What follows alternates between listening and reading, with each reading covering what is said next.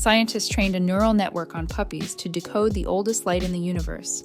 I've been following machine learning in cosmology for years, and this is the weirdest crossover I've seen. Here's the thing. The Planck satellite mapped tiny temperature fluctuations in the cosmic microwave background. But hidden in that static are polarization patterns that tell us about the universe's first moments. So researchers use puppy image recognition algorithms to fetch those patterns from the noise. The same code that spots a golden retriever can now spot primordial gravitational waves.